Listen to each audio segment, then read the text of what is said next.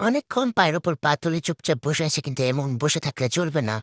আমার মাকে খুঁজতে হবে। কারণ আমার কিছু খেতে হবে। মা! ও মা! কই? মারে খুঁজতে, খুঁজতে আমি হয়রান হয়ে যেতেছি। এই ঘর থেকে এই ঘর, এই ঘর থেকে এই ঘর। আমার মা কই? কই গেল আমার মা? আমার মাকে তো আমার জ্বালাতে হবে। না জ্বালালে তো আমার হবে না। তো আমার মাকে জ্বালানোর জন্য সবচাইতে সহজ উপায় হচ্ছে, তাকে যদি বলি, "মা রান্না করে দেন কিছু, নতুন কিছু খাবো।" তাহলে আমার মা রেগে মেগে ফায়ার হয়ে যায়। আসলে এই মহিলার মানে কি যে বলবো, একটু কিছু খাইতে চাইলেই তার দাম বেড়ে যায়। তো তার কথা হচ্ছে আমি রান্না করে দেবো ঠিক আছে, কিন্তু সবকিছু তোমার কাঁচুমুচু করে দিতে হবে। তা আমি সবকিছু কাঁচুমুচু করে দিছি। কিন্তু এই মহিলা শুধু খুন্তি নাড়ানোর জন্য আমার কত যে স্ট্রাগল করতে হয়, কত ঘুষ, কত সুন্দর, সুন্দর কথা যে বলতে হয়, যা বলার বাহিরে।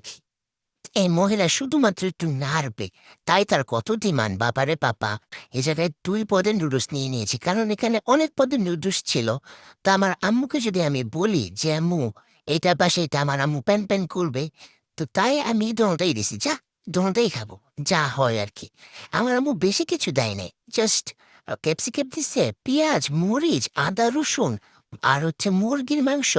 তারপরে আলু দিছে, আর হচ্ছে গিয়ে নুডলসের মসলা। ব্যাস এই সাদা নুডলসটা এত মজা হয় আমার আম্মুর হাতের রান্না। উফ আল্লাহ! জাস্ট বলার বাহিরে।